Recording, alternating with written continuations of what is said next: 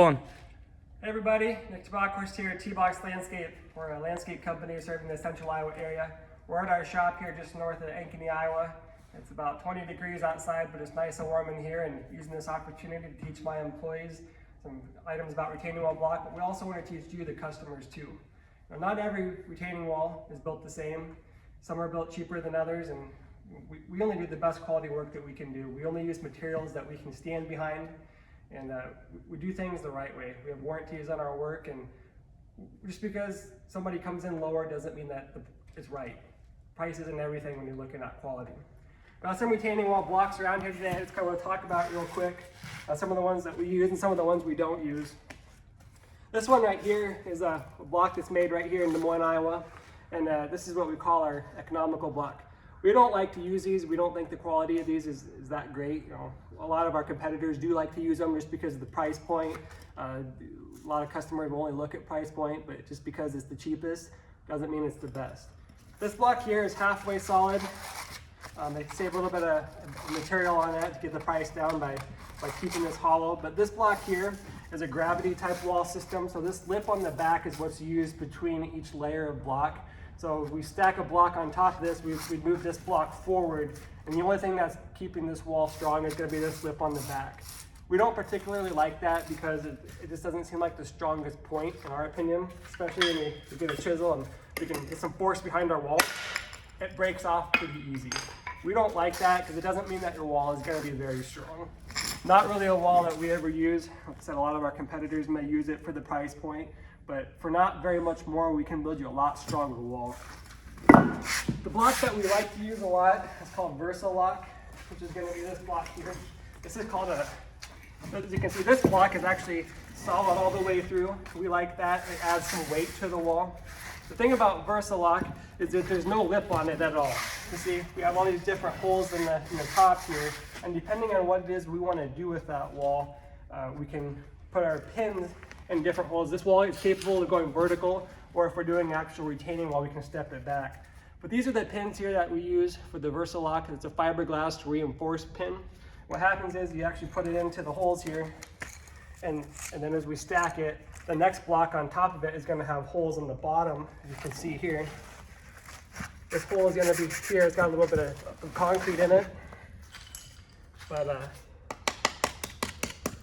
you see, so that pin is actually going to go all the way through, and it physically connects the wall below it. These pins are extremely strong. They're extremely hard to break. There's actually quite a bit of tensile strength to them. We like to use these. This is a very, very strong wall. We get a lot of different colors. This one here is called the charcoal blend. You can see this one has some swirls in it with some really dark and some light gray. Very pretty block. The other type of block we like to use is what we call a rockwood block. Rockwood is very similar to Versalock, but they also don't use a pin system. They use a lip system like the first block that I just showed you. But the thing we really like about these Rockwoods, you can see there's actually a double lip system. So yes, we do have that same lip here in the back. But the thing about this, if you look at that, this middle notch here is absolutely huge. I mean, it's going to take a heck of a lot of strength to get that to break. That double lip adds a lot of strength to the wall. This one here is what we call the base block. So this block doesn't have anything under it. When we build our first layer, that's what we're going to use. But then when we want to go and we want to start stacking this rockwood wall, you can see we actually put that in here.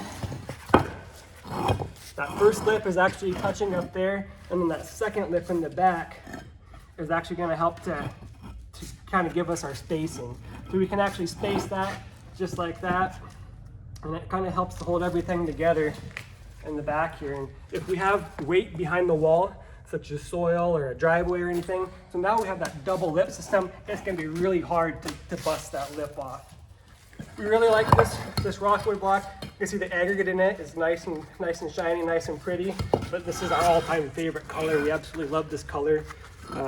Exclusive to Rockwood, but this is called the Bluestone. You can see we got some really dark gray, got some brown, got some gray. It's an absolute gorgeous block.